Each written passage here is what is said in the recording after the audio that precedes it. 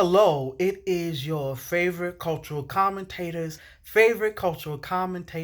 Joseph Reeves, with reactions to episode 8, season 2 of Poles Revelations.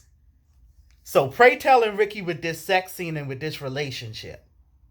So, from representation standpoints, definitely important scene, like definitely like a beautiful shot scene, and definitely important to see two dark-skinned, HIV positive, versatile men make love on national television. And it was like a beautifully shot scene, but I really was wishing it was a dream sequence, and I was really waiting for like Pray Tell to wake up and kind of be like, girl, get yourself together. But it wasn't. And now like Pray Tell and Ricky are like trying to make this thing work out. And in ways I feel like it's messy, in ways I feel like it's born out of trauma. But at the same time, these are two black, gay, HIV positive men at the height of the plague. So, how do you expect them not to find love free of trauma when trauma and death are everywhere? But it's like the power dynamics aren't equal. Yeah. But in anyway, from any point, just from a representation standpoint, the scene was definitely important. Um, Definitely shout out to Billy Porter, because Billy Porter kind of like always gets to be like the sassy black queen who can sing his face off, but never gets to really be sensual or erotic or sexual on screen. And I'm glad that as an actor, he finally got to have that moment. I'm glad that as Pray Tell, he finally got to like have that moment of like getting back up from the death of his lover, and also to see Pray Tell as like a flamboyant and effeminate black gay man, not just get his back climbed but also climb some back. Like that was also like incredibly important, and to see like Pray Tell like as an older man like get his life was like also incredibly important. So like that scene was definitely like some pros and cons, and like I know within my space it even kind of like brought up some discussions around like responsibility and morals and ethics around like mentor mentee relationships, because for whatever reason Ricky definitely came to Pray Tell in his hour of need, and because he's going through stuff. And even though Ricky kind of like initiated as the elder, it can definitely be argued that Pray Tell, even though his flesh was crying out, Pray Tell did still have some like responsibilities to like still be the elder in that moment. Um, Loved and was so glad to see the masters of ceremony come back for another scene. And as I saw those four men get together, I just saw men that I knew and men that I loved and men that have mentored and shaped and molded me as a queer person. And it just felt really authentic. It just felt so black. It felt so gay. It felt so New York, right? And just really appreciated that scene. Really loved that scene. Another powerful scene where DeLone Burnside and Ryan Jamal Swain, my HU family, did their good acting, is when Damon comes out, or rather when Ricky, excuse me, comes out to Damon, both in regard to his seropositive status and kind of lets Damon know that he has entered into this romantic relationship with Ricky. So like my first thought as I'm watching the scene kind of like when Damon starts to say, I'm ready to take you back and I'm tired of punishing you, my initial thought was like, well, bitch, that's cute and that's nice and I'm glad that you're ready, but you can't expect someone's life to stand at a standstill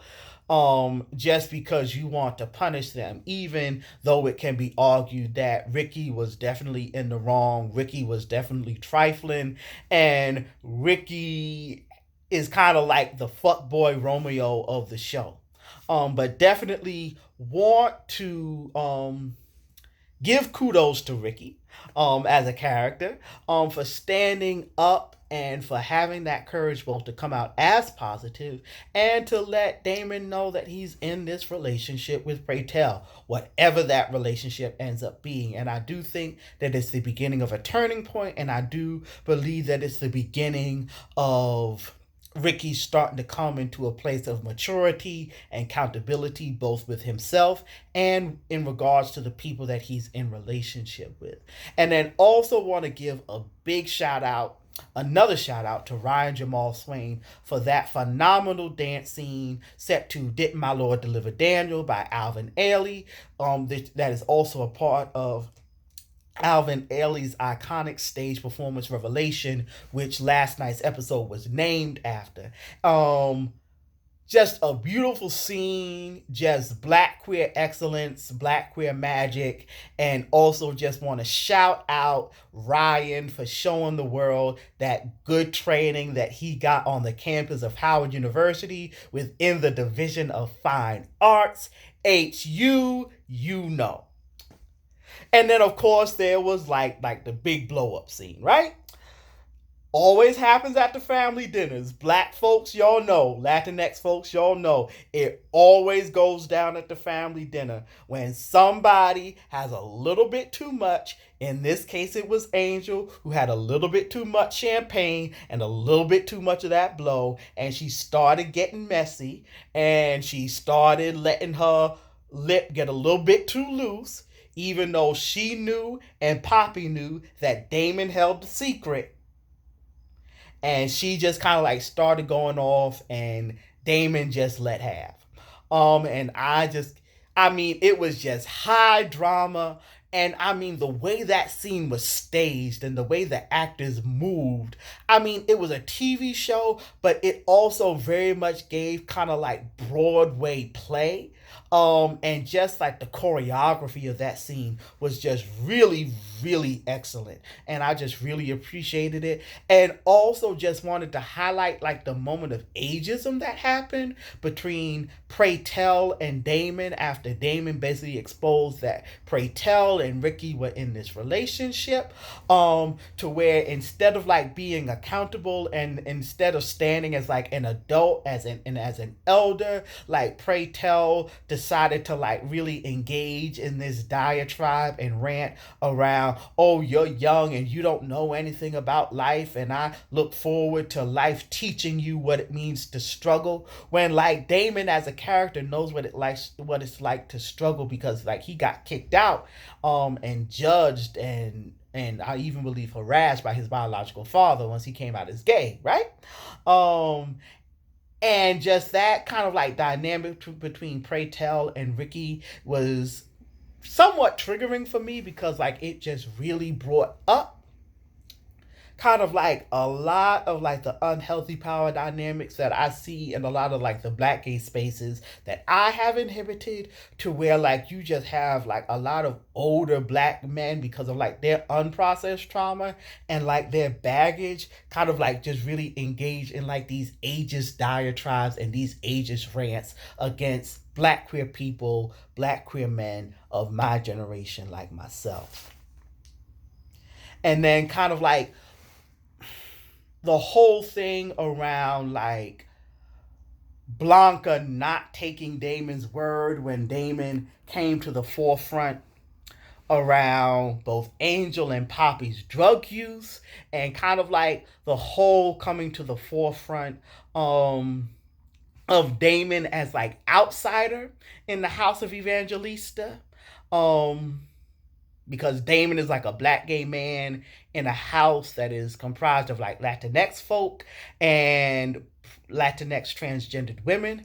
And I really look forward to, and I think there's a great opportunity to kind of like take this whole narrative of Damon as outsider in the house of Evangelista and use that narrative to kind of like address and heal a lot of the critique that fans of Pose have had, as far as like the colorism that we feel we see in Pose, to where like all the light-skinned Latinx folk are like the good characters, and kind of like the darker skinned black folk are kind of like the villains, catty, and like get killed off. So I think they have like an important opportunity to kind of like address that like through Damon's storyline within the House of Evangelista. Also appreciated the moment between like Blanca and Pretel, where like they both brought out like both like each other's flaws. As far as like Pretel really highlighting that Blanca does not treat all her children the same, and Blanca does show favoritism. Um, Granted, the favoritism is situational and all the children have benefited from it, but like she does show favoritism. And she is like very selective in how she like meets out punishment. But also, and also how like Pretel like let Blanca know how she has put her sexual life on hold out of fear since she has become diagnosed with HIV. And then also Blanca brought up some great points with Pray Tell, as far as once again like this relationship with Ricky isn't necessarily ethically on the up and up. And then like Pray Tell kind of like brought up the thing of like Ricky came on to me, and it's kind of like, okay, Pray Tell, understandable but still inexcusable. And that even kind of like brought up conversations in the spaces that I engage, as far as really wanting to like have these conversations around like even when like youth come on to you, or like mentees come on to you, as an elder, as an adult, as a mentor, you still kind of like have that responsibility to kind of like be the mentor and be the elder and kind of like guide them away from that and guide them in a different way, and like not take advantage of like their emotional vulnerability and their moment of weakness. um Surprised that there's still 2 episodes left in the season, because with the children kind of like leaving the nest, it definitely gave very much season finale tease. And I definitely appreciated kind of like the passing of the torch moment between Blanca and Electra, and like the very surprising way that Electra was kind of like the moral compass and the moral center of this week's episode, and kind of like you see kind of like a 360 evolution, to where like Blanca had to break away from Electra in season 1, and now Blanca's children are breaking away from her. And Electra just brought up such a poignant point, to where she was like, if your children don't leave the nest eventually, you're not raising men and women, you're raising parasites. So to see Angel eventually take accountability, even though Angel eventually lied, even though Angel initially lied and said that she wasn't doing blow when she is. Just to see Angel take responsibility and move out along with Poppy. Also seeing Damon get this opportunity to tour, much like Ricky got the opportunity to tour at the end of season 1, was just a nice touch. And even kind of like the way that Blanca really wanted to blame Poppy and did not want to see that Angel chose to engage in drug use, and Angel actually initiated the drug use. Definitely gave like Cissy Houston, Bobby Brown, Whitney Houston tease, for those that know what that story is. But in any event, it was a great episode. I love Pose. Whoever does the music for Pose, kudos to you. because you have been on point all season. And I definitely loved the placement of Whip Appeal by Babyface in Ricky and Praytel's love scene, and definitely appreciated Love Takes Time by my girl Mariah Carey with the final scene with Blanca. So until next time, be kind to each other.